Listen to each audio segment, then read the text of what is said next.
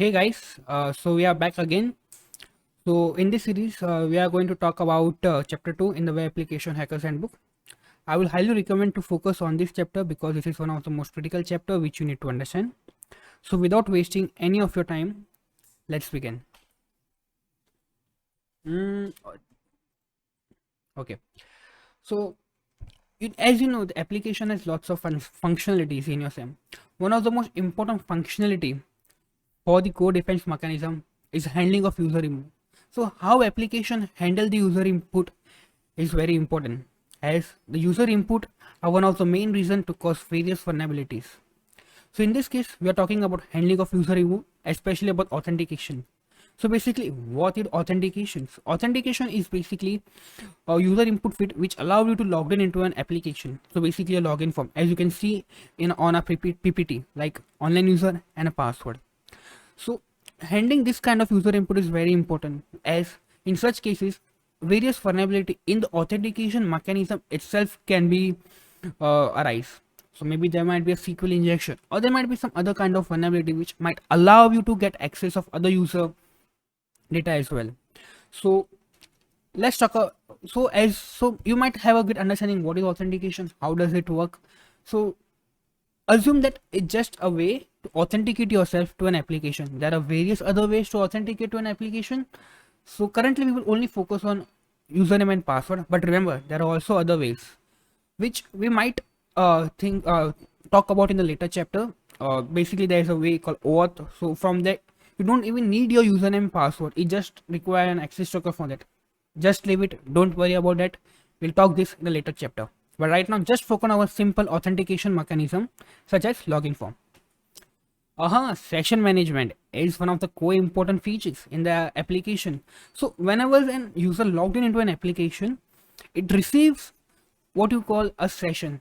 This session allow an server to identify the request from each user. From it might be from an anonymous user or from an authenticated user. So basically, the session management create an identification like what request a user is requesting depending who they are. So like there might be a two scenario where a two user actually accessing an application and both have a different session, so they might get the details about those session differently. But servers, how does server identify it using the session. This basically sessions are basically in the form of a cookie. This basically goes revolves like whenever you request, it will goes to an application and it will receive back to it. So in the end I will try to show you what is sessions in Burp Suite. Don't worry if you're not aware about the Burp Suite, we'll also cover that in a later chapter. Also remember, sessions are very important and critical.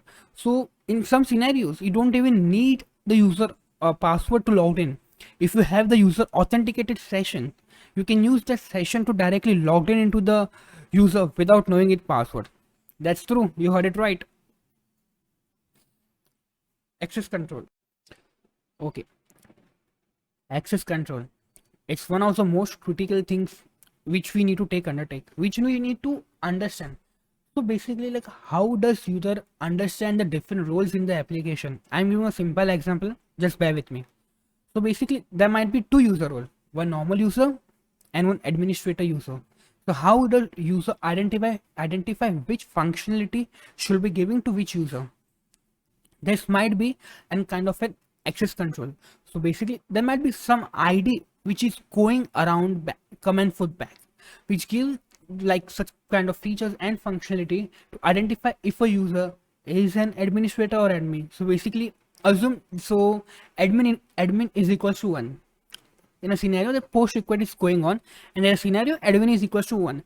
In this scenario the current user, like I can understand like this is a particular user who is admin, and for normal user admin is equals to 0, so he is not a user. Vulnerability arise if we can actually manipulate and backend is not doing any kind of authentic or any kind of validation for that kind of thing, for that particular parameter admin is equals to 1 or 0. Handling of user input is one of the most important things. So how does we handle the user input? It's totally varies. So basically like in this scenario, like we are like trying to force a client side kind of thing. So like we are saying it that the first that there should be at least 4 character. Remember, there is also server-side validation for the handling of user input. Handling of user input validation. So basically, input validation handling is very important. If we don't have good input validation handling, other vulnerabilities might arise. Like you might able to bypass a scenario where there is a like client side input validation which is going on, which is saying that like only like 100 rupees or more you will charge. So for the particular product, so if you change the value using worksuit or any intercepting proxy to value 1, and it is not handling that user input on the server side, it might create a problem. So input validation is very important. So there are other things. So in input validation there are things like goes on, like boundary validation is one of them. So what is boundary validation? So assuming, I'll give you an interesting scenario.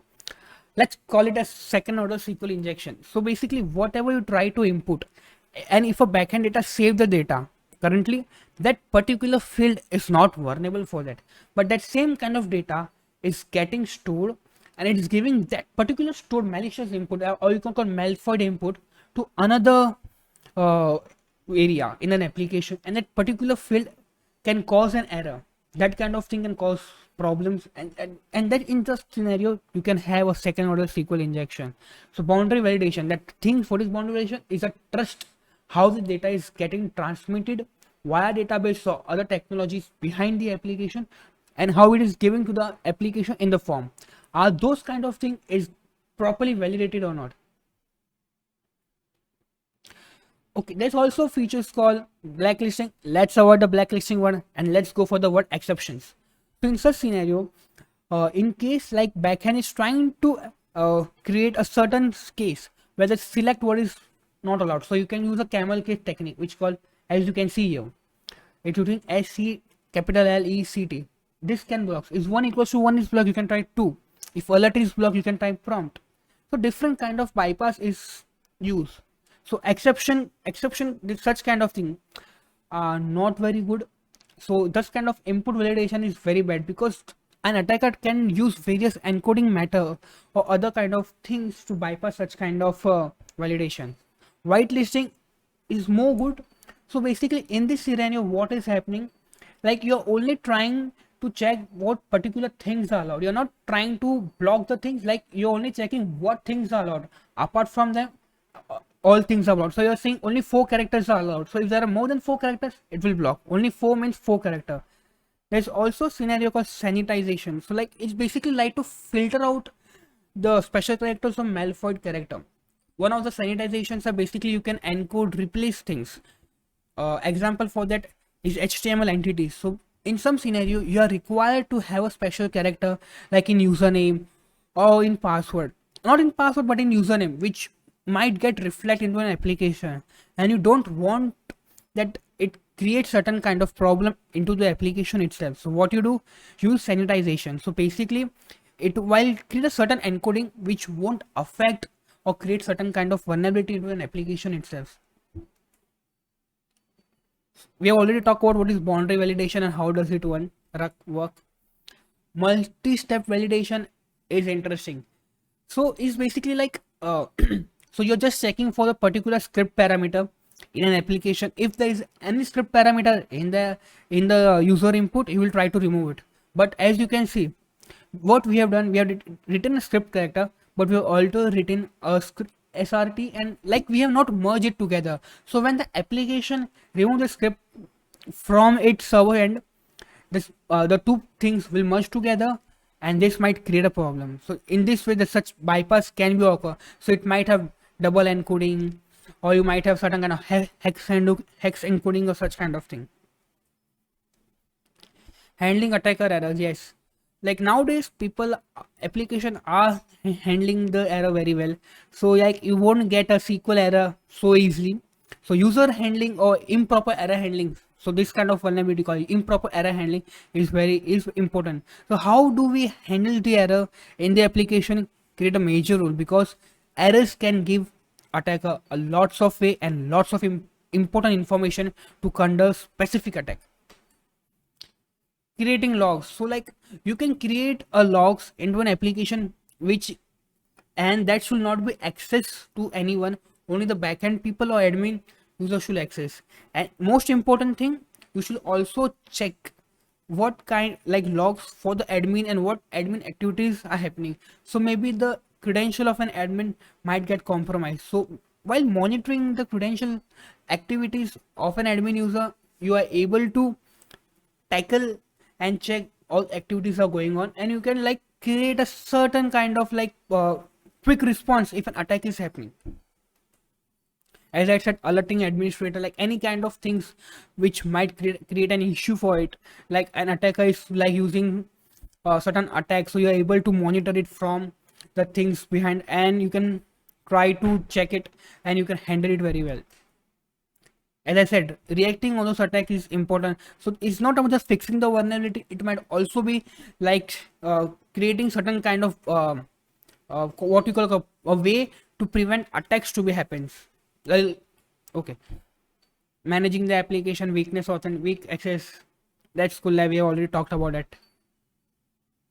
So here we have done with the chapter 2. I know this chapter might be a bit boring, but don't worry.